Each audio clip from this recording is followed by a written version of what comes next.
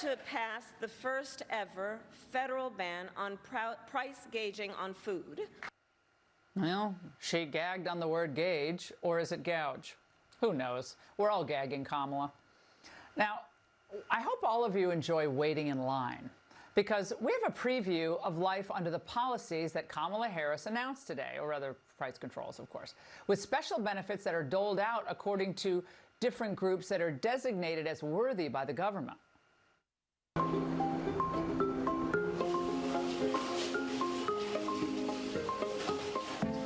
В магазинах там вырезка, допустим, ее просто не было. Соответственно, вот в этих вот распределителях, так называемых, там можно было купить то же мясо по государственной цене, но, естественно, лучшего качества.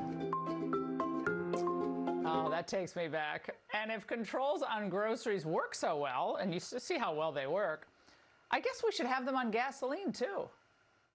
For millions of Americans, this may be the worst weekend they've ever faced for finding gasoline to give them the automobile freedom they take as their due. For those of you who've been spared the experience so far, we want to share the emotions Americans are feeling on the gas lines. People are very desperate. They depend an awful lot upon their cars. I'm here since 5 in the morning. I spend every day 3 hours on the line. I am always nervous about gas. And speaking about a gas, no matter how they tried to dress up this economic speech today, one thing is clear. It told us that Kamala's honeymoon is likely out of gas. The momentum that was being fueled mostly by media sycophants and an army of paid influencers, it seems to have plateaued. Trump and Vance are everywhere, answering questions from anyone, including a hostile press.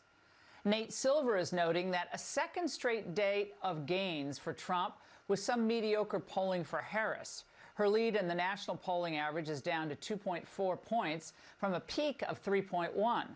It's too early to say whether there's been some turn in momentum, he says, or if it's just some statistical noise. But in any event, Harris will have a chance to refresh her momentum at the DNC next week, but the vibes aren't as good as they were a week ago.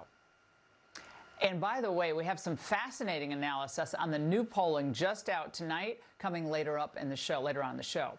Including, by the way, we just saw this, a second poll of the day showing that Kamala's losing ground and Trump is winning in Pennsylvania. But it's hard to believe that in their internal trend lines, things were looking strong over at the Harris campaign, because if they felt they needed to shake things up, then it can't be all rosy. And tonight, we know they're moving hard left. I think Kamala should just change her last name at this point to Sanders, because Bernie is thrilled. He's calling the plan bold and popular.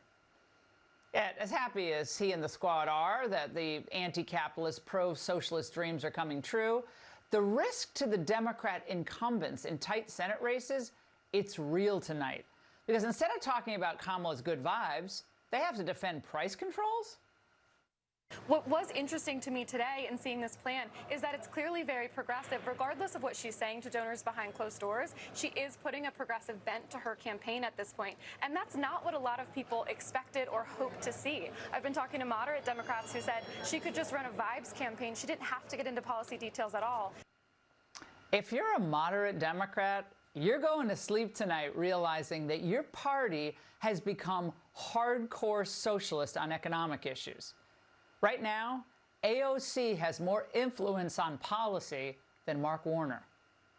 Pennsylvania Senator Bob Casey sounded like a bumbling fool when he was asked for his take on price controls. The companies that are producing food and the companies that are manufacturing household items, that's where the price gouging has taken place. Go after them, and you use price gouging legislation to do that, and to give the Federal Trade Commission power it does not have right now.